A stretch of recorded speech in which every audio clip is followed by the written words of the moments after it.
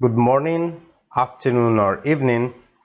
As in the first video, in this video we're going to present you another of the aims of the midterm evaluation. As you can see in this first slide, what we want to get out of this evaluation are the lessons learned and good practices apart from the potential impacts we already explained in the first video. And in this case, as well, we want to find good information out of target groups and partners, specifically through the collection of good practices and lessons learned. And the first question we need to ask ourselves whenever using this tool is, what is a good practice? Because we may all think that a good practice is just something that is being successful, but we've got some other features that we need to address in order to consider something a good practice. For example, it's something that works, of course, so it needs to be successful with positive results, but it needs as well to be simple. That is, that it must be easy to learn and to implement. It must be efficient, meaning that it can be done at a low cost of resources, so we don't need a lot of money or people or time. And replicable, meaning that it can be shared with other people in other places, in other contexts. As well, we may add that it may be participatory, meaning that, for example, a practice is something that is addressing a need or a problem, and participatory will mean that we're addressing it jointly. All the different stakeholders together have a say on that, so that there is a sense of ownership on this practice on all the different agents. And innovative as well. It's not compulsory to be innovative to be a good practice, but normally good practices tend to be innovative, meaning that it might be the first time you use that in a given context. For example, in country A is the first time you apply this kind of methodology. It might be the first time to address certain beneficiaries through that practice. For example, if you are addressing long-term unemployed people by a practice that was normally used with the students, or that you're using a new method, that you are experimenting with them, or that method was used in another context and you're using it here, and therefore can be considered a good practice. How we will identify them? We will identify them narrowed down through a funnel approach, funnel methodology.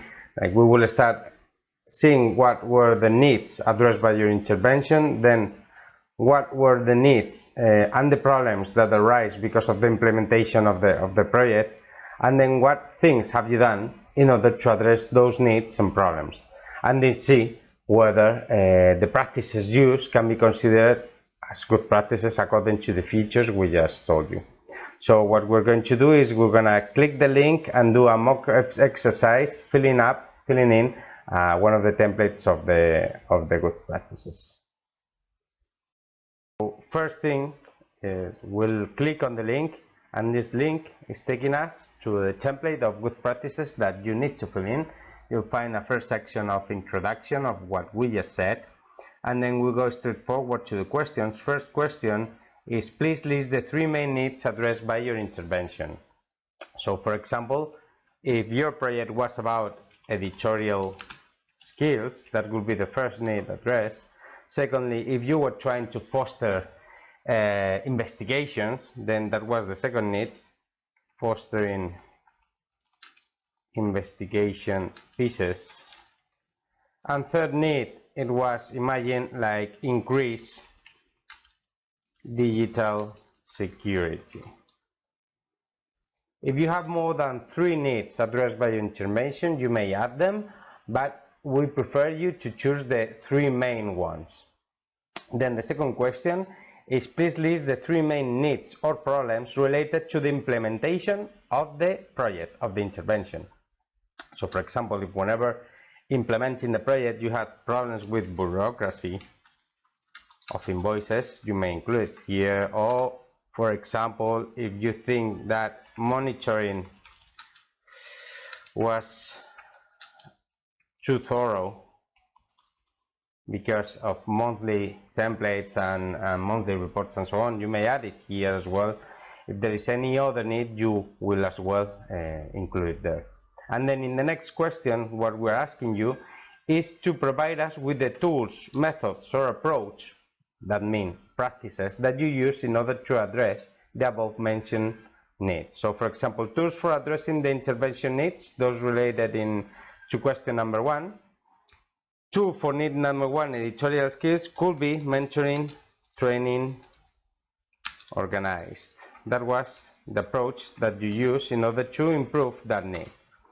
The second tool could be like the organization of a competition with an imaginative prize in order to foster investigation pieces, in order to foster this kind of culture.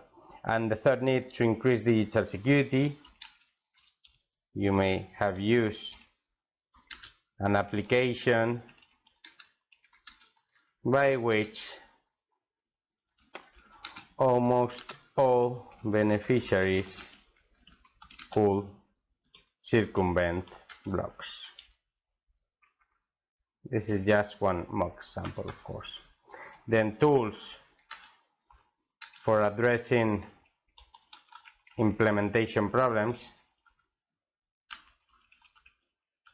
For example, first of all, we said that you had a problem like with the bureaucracy of invoices. You may have used a given template in order to help you doing that, or rules, or something like a kind of a guide in order to let you cope with the expectations of the donor.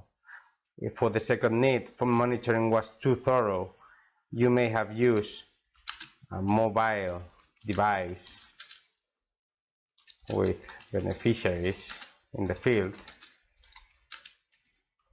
that let them report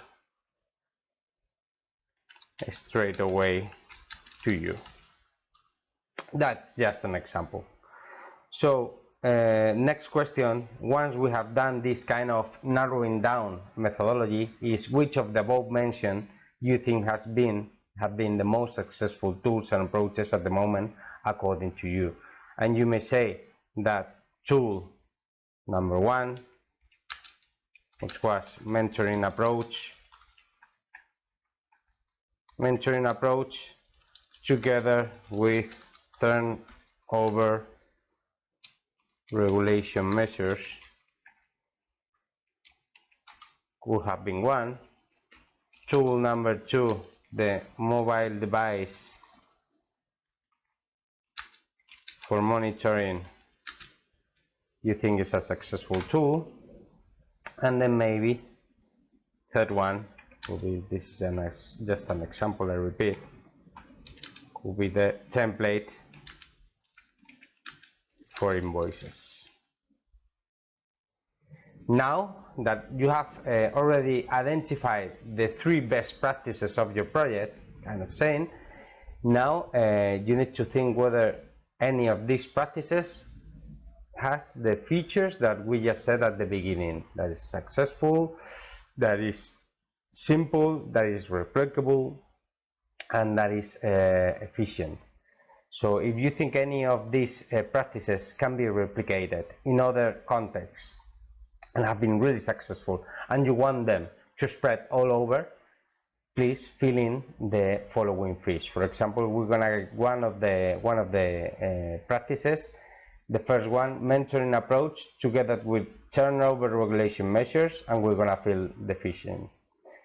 So needs address, very brief explanation of the needs addressed by the practice. Here it could be like increase editorial skills. That was the main need addressed by this practice. Results, we can say like 90% of trainees have increased their audience because of that training. Methodology, a very brief explanation. Mentoring methodology plus turnover measures, meaning that you were implementing some human resources measures in order to avoid this stuff to get out of your organization, not to lose that wealth of skills just acquired, that kind of better salaries and working conditions. Resources that you needed, you could say like device in order to do the monitoring plus one mentor plus around 30 working days, more or less. Actors included, that means the mentor, journalist, and then the organization, and maybe a consultant you may have used for designing this practice. I want to know who was involved in participating in design, implementation, and monitoring of the practice. Then adaptability, whether you think that practice can be applicable in different contexts. You may think that is very applicable, for example, in rural contexts. And then innovation, here we want you to tell us whether you think this practice is innovative or not, depending on the context, on the method, or on the people. And you may say here that is innovative because of the context, first time used,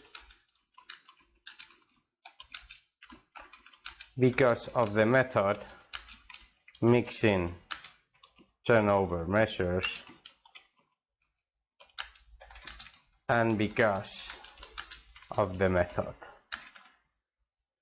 Okay, new features of monitoring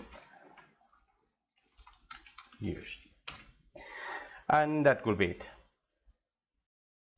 So now that we have already filled in a mock exercise with the good practice, we have included as well a section on frequent asked questions about how to fill in this good practices fiche. First question will be, how many good practices do I need to fill in? There is no minimum, though we expect around 1-2 per organization. When is the last day, the deadline for sending the good practices? It will be Tuesday the 13th of September. How thorough have to be the answers? As you have seen in the mock exercise, it's not that thorough. It's just to give us some hints that then we will further explore in the interviews. And what we will do with the practices is just we will use them in the evaluation in order to replicate them in other contexts and in other places of the whole intervention. If you found no good practices at all, you shall do nothing special. Just send us an email explaining that you found no good practices and therefore that you have not included any fiche. Any other questions, of course, we will remain available by email, so you can contact us whenever you need. Thank you very much for your collaboration, and I wish you a good work. Bye bye.